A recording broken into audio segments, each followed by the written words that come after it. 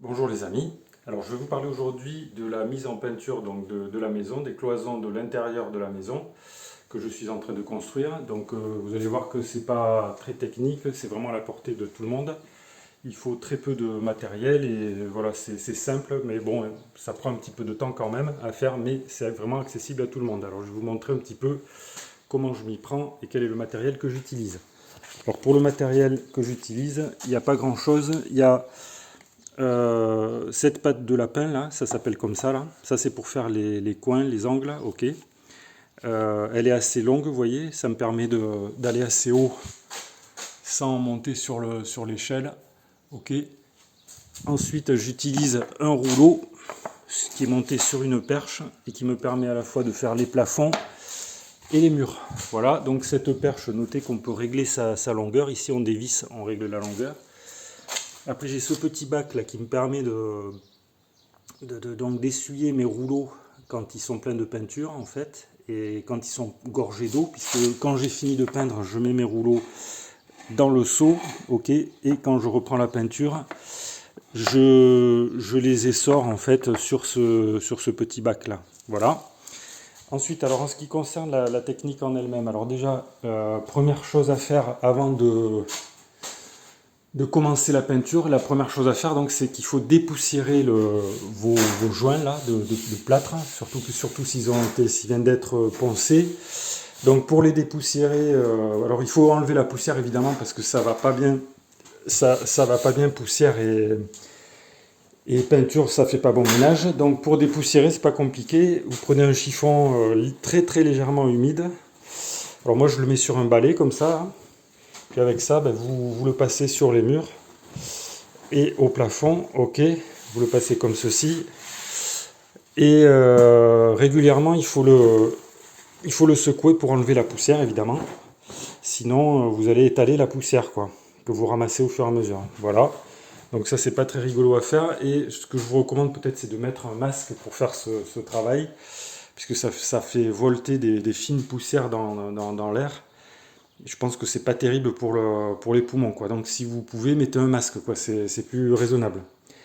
Voilà. Alors une fois qu'on a dépoussiéré le mur, moi ce que je fais, ben, c'est pas compliqué. Je commence par faire tous les angles avec ma pâte de lapin. Donc je trempe ma pâte de lapin dans ma peinture ou dans ma sous-couche et je commence par faire les angles un par un. Hop, je descends, enfin j'étale un petit peu de peinture là de tous les côtés. Et une fois que j'ai fait... Ah, j'oubliais, avant de commencer à peindre, évidemment, il faut utiliser du scotch de masquage pour protéger les parties que vous ne souhaitez pas peindre, évidemment. Donc là, par exemple, ici, cette fenêtre, vous voyez, j'ai mis du scotch de masquage. J'ai fait la même chose ici sur le montant de la porte. Voilà. Et donc une fois qu'on a fait ça, ce masquage, donc on fait tous les angles de la pièce, ok. Et on fait les angles. Alors moi je commence par le bas, et après je monte sur mon échelle et je fais toute la partie haute en fait de tout le tour, ok. Et une fois que c'est fait, je bascule sur le gros rouleau. Et avec ce rouleau, je fais tous les interstices en réalité qui n'ont pas été faits. Alors une particularité dans les angles, ce que je fais, c'est qu'il ne faut pas, avec la pâte de lapin, on va dire qu'on déborde sur environ 10 cm, et avec le rouleau, on essaie de ne pas toucher l'autre mur quand on peint comme ça. Et voilà, et une fois qu'on a fait ça, on étale sa peinture, on charge les murs, on étale, sans forcer, c'est pas un travail de force du tout. Et voilà. Alors le problème qui se pose, c'est par rapport à ce travail qui est vraiment pour moi pas compliqué, c'est le temps. C'est le temps qu'on va passer, ok. Puisque alors par exemple ici, il va falloir 3 couches, vous voyez. Donc j'ai la sous-couche déjà à mettre en place. Et puis après, il faut compter au moins 2 couches de peinture, quoi. Alors la peinture, ça dépend, le nombre de couches, ça dépend de la qualité de ce que vous achetez.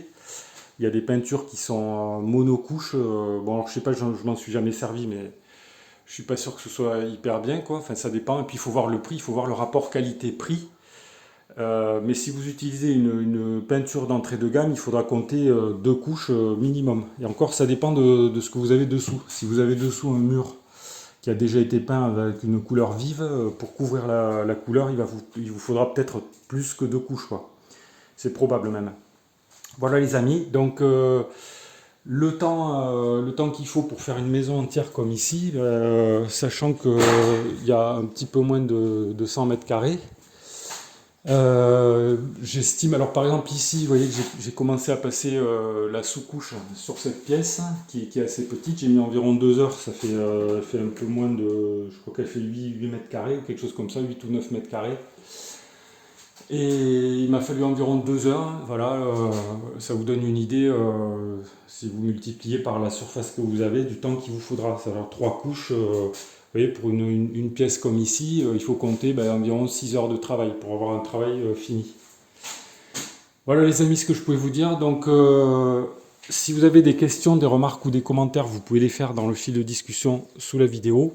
Vous pouvez vous abonner à la chaîne si ça vous intéresse, si ça vous intéresse de voir la suite du chantier. Cliquez sur le pouce j'aime. Merci les amis pour votre attention et je vous dis à bientôt pour de nouvelles vidéos.